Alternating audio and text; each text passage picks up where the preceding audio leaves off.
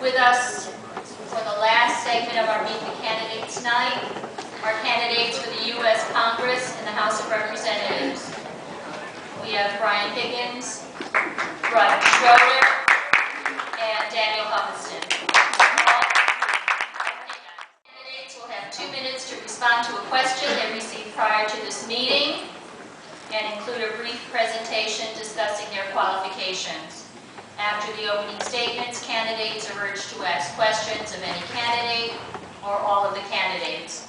If you are in the audience, I repeat again, please come up to the microphone in the front of the Opera House and ask your question sooner rather than later. If you are at home, please call 467-1215. We are shown Channel 5 in Fredonia, Channel 19 in Dunkirk and Silver Creek, and this whole program will be rebroadcast.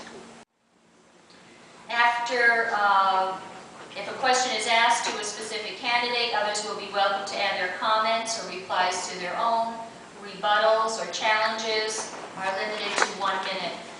We have a very tired timekeeper who will flick a light on green to begin, white when you have 30 seconds, and red, I will stop you from talking any further.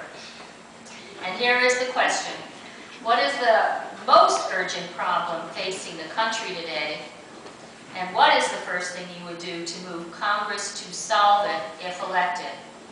Through a lottery, we will begin with Mr. Higgins.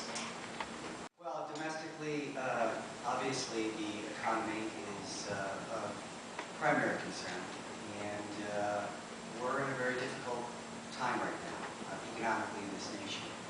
The fact of the matter is, we have huge budget deficits, we have a huge national debt, the trade deficit is at a record level, unemployment is at a very high rate at 6.1%. We lost 159,000 jobs in the past month alone, bringing the unemployment rate this year alone to about 800,000. The fact of the matter is, you don't have to look at governmental policies politically, look at them arithmetically.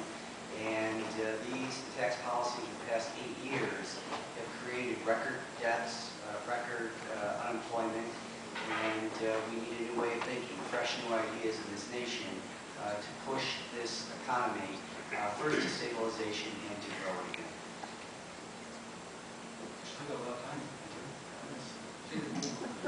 Until it's ready, keep talking. Okay, Mr. Schroeder. Ladies and gentlemen, I agree with Brian on this. And Monday night, I picked up Buffalo News, and I'd just like to read a paragraph in it. The title, or the headline, was, "How will the $700 billion bailout be used? The answer keeps shifting." And on the second paragraph here, it says, they were talking first about using the money to bail out the financial institutions and buy up mortgages and so forth. Then it was about using $250 billion of it to buy stakes in banks. The idea was that banks would use the money to start making loans again. But reports surfaced that bankers might instead use the money to buy other banks, pay dividends, give employees a raise and executives a bonus, or just sit on it. Insurance companies now want a piece, maybe automakers too, even though Congress has approved $25 billion in low-interest loans for them. This is where the problem comes. Ladies and gentlemen, I've been writing a political commentary column for the Lackawanna front page for over 20 years. I want you to look at my name, Bud Schroeder, with 2 Ds. My claim to fame involves my name, so let me make it clear. But with 2 D's is correct. With 1 D it's severe. And I say this because when you go to your internet, go on to bugschroeder.com and you can look through. In 2 minutes, I can't solve the problems that are occurring in Washington or Albany. In my columns, I can. So read the columns and you get a good idea of where I'm coming from and some common sense answers to how this can be solved. Thank you. Thank you, Mr. Humiston. First off, start off by thanking the Women Voters for holding this tonight, and everyone here for being with us tonight. This is very important that we're all part of this process. I also want to thank the candidates. I know it's not customary for a challenger to thank the incumbent, but I think that's part of our problem in our country, is that I think we really need to show our respect and our gratitude for our elected officials. And I'll thank Congressman Higgins for many years of his public service. You know, I believe that our personalities are determined at birth. I have 3 kids, and they are exactly the same today as they were when I brought them home from the hospital. In fact, my daughter turned 16 last Monday, and I took her to get her driver permit. And when we were in the DMV, I was arguing with her about when she was going to drive, and I thought to myself, I've been arguing with this kid since before she could even talk.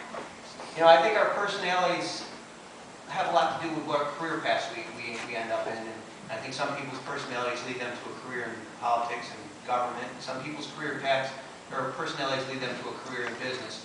My mom would say that I've been in business since I was a little kid, starting lemonade stands or sucking golf balls out of ponds and selling them back to the golfers. I've been in business, so it was no surprise when I started my business about a month out of college. I started a small tanning salon in the basement of an office building. Since then, that was 23 years ago, since then that company has grown to one of the largest chains of tanning salons in the state. I opened a location in Jamestown in 2000 and another one in Dunkirk in the DNF Plaza in 2001.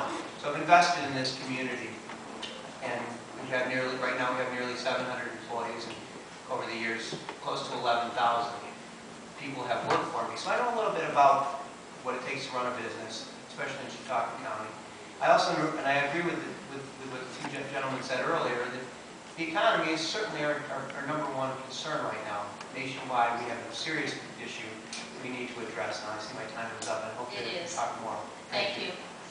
I have a question before we get to the microphone from the kid with the top hat. Is the kid with the top hat here? Yeah.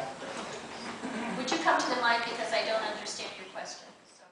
I'm challenging Brian Higgins for my vote to a duel, the Rubik's Cube. It takes place now, or if it's That's what I afterwards. thought it was. And, if that cannot be arranged, I have another question. Okay. It's just dealing with your reasoning behind voting for the bailout. I would just like to know.